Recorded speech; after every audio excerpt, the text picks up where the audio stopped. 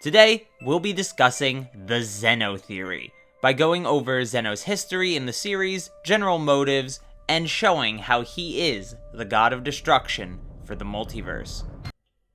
We are first introduced to Zeno after the Universe 6 tournament. His arrival alone is enough to instill fear in Ciampa and Beerus. Mind you, this is right as Ciampa was threatening to erase the entire Universe 6 team for losing, Hit included. So, the fear Ciampa feels at his arrival even further emphasizes the gap between our main cast and the top of the god hierarchy. While this is a great way to display Zeno's power, it also shows something else: his isolation. Having everyone fear you, and no one allowed to go near you, creates a real wall between you and the outside world. Like with a real-world celebrity child or a royal child, friendships are hard to manifest, and because of that, their social skills are usually underdeveloped. So as Zeno goes on to warn the twin gods of destruction that they shouldn't slack on their responsibilities, he also tells them that this event was fun, and that in the future, they should have a tournament with all the universes involved. This sparks the interest of none other than Son Goku, who sees Zeno as he sees anyone else, a person. There's no bowing, no groveling, no honorific Japanese, or in Goku's case, an attempt at using honorific Japanese. None of that happens here. He treats Zeno the way no one else will, as a normal person. This clearly intrigues Zeno, since he tells his guards to step down from blocking Goku's path towards the King of Everything, allowing a truly friendly conversation to occur that ends in a handshake.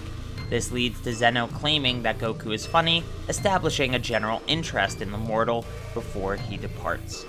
This all happens in episode 41 of Dragon Ball Super, and we don't see Zeno again until 14 episodes later, while we're in the middle of the future Trunks arc. The encounter with Zeno here is far different, however. Being the one who stands above the 12 universes, Zeno seems to have an entitlement issue that's not too dissimilar to Beerus. Fear grants many perks. In this case, Zeno's request is to see Son Goku, and even more for Son Goku to go to Zeno's palace immediately. The request itself is quite crazy, since Goku needs the help of Supreme Kai to get there immediately, or 2 days of Whis flight travel to get there at all. But Zeno knows that the Kai or Whis will comply with his orders no matter what. So, Goku, still seeing Goku Black as the most important thing at the moment, he asks if they can do it another time, once again showing how Goku believes Zeno is just another person and not some crazy, highly powerful god. Funnily enough, Goku's actions here answer Beerus' own questioning of Zeno's interest in Goku. Zeno's interested because Goku isn't like everybody else. When Goku, Supreme Kai, and Whis all arrive at Zeno's palace, they are greeted by the Grand Priest. This is our first introduction to the servant of Zeno, and he is a character of great mystery in his own right. But for this episode, we simply learn that he is the servant of Zeno and is among the top 5 strongest in the multiverse. Even more interestingly though, the manga flat out says the Grand Priest is the strongest, which doesn't contradict the anime, it just sort of elaborates on the same point even more. This would mean that the Grand Priest is even stronger than Zeno himself. When they finally arrive at Zeno, Goku asks why he was called here, and Zeno quickly replies that he wants a friend. Once again, this shows how socially inept Zeno is, and how everything he wants is just handed to him. However, he isn't a brat about it when it comes to Goku. Goku questions what friendship entails, and Zeno's response is playing, of course. But that's just not enough for Goku. Goku was taken out of what he was doing just to play, but since Goku sees Zeno as just another person, that reasoning feels pretty poor overall. Supreme Kai tries to step in and speak for Goku, but Zeno doesn't want any more people telling him what he wants to hear. Instead, Zeno wants to hear from Goku what the issue is. This leads to Goku calling Zeno Zenchan, the extremely informal nickname that upsets literally everyone else for the remainder of the series. Goku then explains that he's busy right now and asks to play on a later date, and this angers Zeno's guards. But Zeno tells them he will erase them and to shut up. As you can see, Zeno is trying to have a normal relationship with another person, but is still employing his older and more godlike tactics to keep those who don't like the way Goku treats him at bay. Zeno knows the kind of relationship that he wants, and it won't work if he uses power to get it. So he'd rather form that relationship naturally while using his power to keep others away from interfering with that relationship that he's trying to make. Before he leaves, Goku promises to come back at some point and that he'll bring an even better friend for Zeno with him, something that is actually paid off at the end of this arc. As a final farewell, they mark their promise with a handshake, and that leads to Zeno saying nobody else can do this. To Goku's misunderstanding, he says it's so easy to do this, why can't anyone else? But that's because he doesn't understand what Zeno means. Zeno means that no one else will treat him like a normal person. No one else will get this close, no one else will even physically touch him. Zeno is isolated from everyone who isn't Goku. This encounter ends with Zeno giving Goku the Zeno button, and inadvertently giving himself a new friend in the process. All this setup culminates 12 episodes later at the end of the Future Trunks arc when Goku brings Zeno his friend, the future Zeno. But that is a short-lived resolution, especially compared to the whole episode-long setup, and it actually creates a new setup as well this episode, because a reason Goku can fear Zeno now exists. He saw with his own eyes what Zeno can do to an entire timeline, as well as an infinite transdimensional being. Not only Goku, but the audience, us as well, have plenty of reason now to fear Zeno. We actually see him do something like this. We're not just told he can, we're shown he does. And so, we now know the true threat of the man who will run the next arc.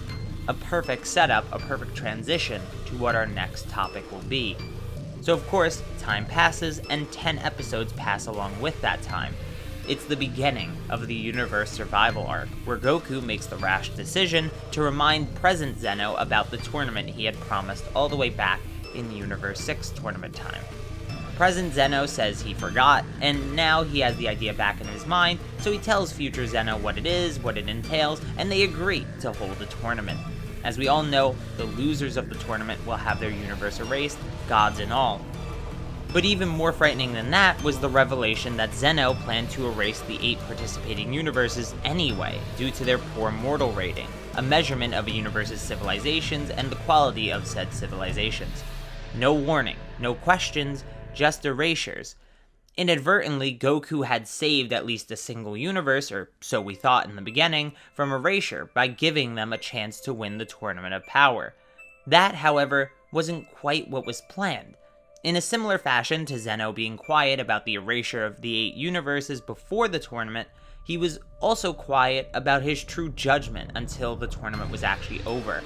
While he had anticipated, and I want to emphasize, this was not some sort of future sight or knowledge of the future, he literally just made a prediction about how the tournament would end. That the winner of the tournament would make a selfless wish, saving the other universes. Had the mortal made a selfish wish, Zeno would have destroyed everything, even the winning universe, as it would have been a testament to their low mortal level. This means that Zeno really didn't want to hold true to his word, even if Goku's universe won. If Goku had wished for something selfish, or Android 17 really had wished for the boat, he would have destroyed Universe 7. There's a bigger game being played here, or at least a bigger job perhaps, which leads us perfectly into the Zeno Theory. How does this all come together in the Zeno Theory? Let's run down the whole theory as if it's entirely fact. Zeno is the god of destruction of the multiverse. He has his own angel servant and is never seen creating things, only destroying them. The Grand Priest in the manga is stated to have power greater than even Zeno, and we know, even from both the anime and the manga, that angels are also referred to as guides. If angels are guides for gods of destruction to run a proper universe, then it makes sense that the Grand Priest is the guide for Zeno to run a proper multiverse. Zeno having nobody treat him normally is actually very similar to Beerus' relationship with Goku in the beginning, though Beerus has a different approach to handling the fear in his position and what that fear causes. Despite the differences, just like Goku changed Beerus, he's also changing Zeno. Back on topic of the angels though, if the Grand Priest is truly the guide for the multiverse, then he must come from somewhere beyond it. Perhaps there truly is a god above Zeno, we already know there's one at least. Perhaps there are multiple multiverses with their own Zenos. This is further supported by the idea of mortal levels in the first place. Why destroy the 8 universes that entertained him so much because of an arbitrary rating system? An arbitrary rating system we'd assume he'd make if he was the top of the food chain. If he is the top, if he is truly at the pinnacle, then surely it'd be better to keep his entertainment alive, and there'd be no one to scold him for it. In short, Zeno must be the god of destruction for the known Dragon Ball multiverse, unless he enjoys being bored and contradicting himself. And the Grand Priest being his angel or guide makes perfect sense, especially if the Grand Priest is actually stronger than Zeno. There are potentially more multiverses and almost guaranteed to be someone directly above him, giving him the criteria he must meet for his multiverse. And that, in essence, in total, is the Zeno Theory.